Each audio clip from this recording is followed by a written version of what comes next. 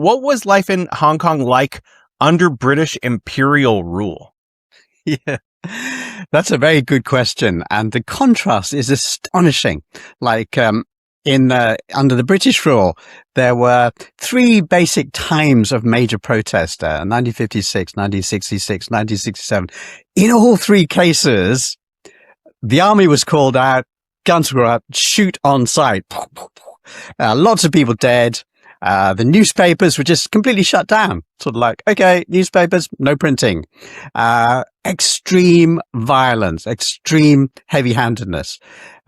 So under the British era, you did not dare protest. Protests were hit really hard. And, you'd end up with, I think there were 50 dead bodies in a couple of days of protests in the 67 one.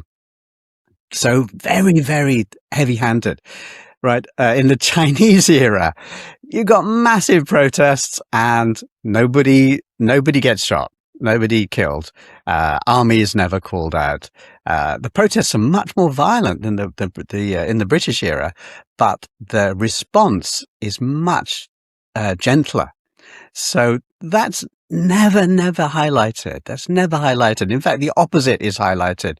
You look up protests in Hong Kong and everything you read on the internet is sort of like, oh, the Hong Kong government under Chinese rule is very heavy-handed against protesters. And the exact opposite is true. Exact opposite is true. So, history, as always, has been completely reversed. Just happens all the time, doesn't it? I kind of wanted to ask you this because I think I already know the answer, but I just want to hear it from you. What was democracy like under imperial rule? Actually, democracy was very similar to what we have now. So the very first democratic election was not one person, one vote. You had to be male. And you had to have white skin, right? Those are the two rules. So, it was, this was in like 1888, I think, roughly that time. So those are the two basic rules. So very few people could vote, but it was cool, the first democratic election. And then, during that era, it was always basically the same. It was sort of, some consultation, some representation, and some executive decision. So a balance of these three elements. And it worked. It worked.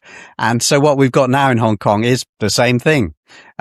Some consultation, some democratically elected representatives, and some executive decisions. And the whole mix really works. So it's funny, in 2013, they tried to introduce universal suffrage. The Hong Kong government made an agreement with Beijing to introduce universal suffrage, one man, one vote for all parliamentary seats in Hong Kong. A lot of people don't know this, but it's really important.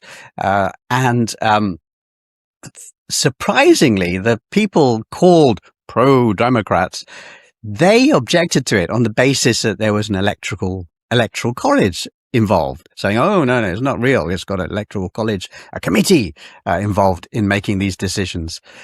And so they rejected it. It was a real puzzle. Now, that time I was a supporter and financer of the pan-democrats. And I was thinking, wait, this seems a bit weird.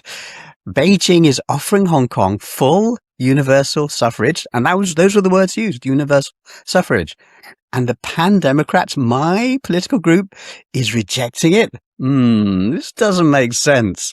And that's one of the things where a lot of us began to realize, wait, something's seriously wrong there. And of course, we now know the pan-democrats were heavily financed by the US.